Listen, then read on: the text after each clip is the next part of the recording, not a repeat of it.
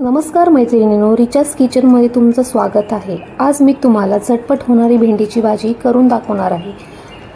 अर्धा किलो भेंडी सर्वप्रथम धुवून कोरडी करून बारीक कट करून घ्यायची आहे। त्यानंतर कढईमध्ये 1 चमचा तेल घालून त्यामध्ये आपण भेंडी घालायची आहे। कढईत भेंडी घातल्यावर ती आपण चांगली परतून घ्यायची आहे। 5 ते 10 मिनिटं आपण छान परतून घ्यायची आहे।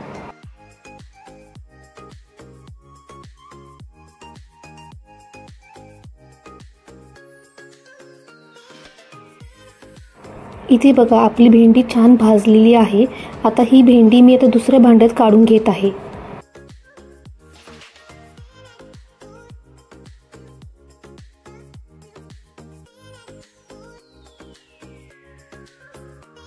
भेंडी काढून झाल्यावर ती कढई आपण स्वच्छ धुवून त्यामध्ये आपण 3 मोठे चमचे तेल घालत आहोत।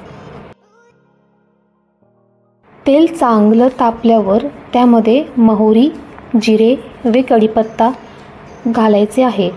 त्यानंतर 2 हिरव्या मिरचीचे तुकडे व 2 कांदे बारीक चिरून परतायचे आहेत। कांदा थोडा परतून झाल्यावर त्यामध्ये आपण अर्धा चमचा हळद घालत आहोत। कांदा छान परतून झाल्यावर त्यामध्ये आपण 7 ते 8 लसणाच्या पाकळ्या थोड्याशा टेचून कांद्याबरोबर भाजून घ्यायचे आहे।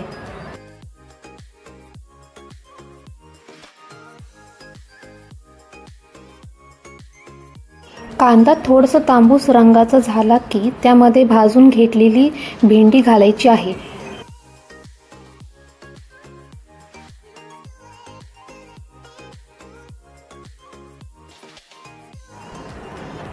भेंडी घालून झाल्यावर त्यामध्ये आपण चवीनुसार मीठ घालत आहोत।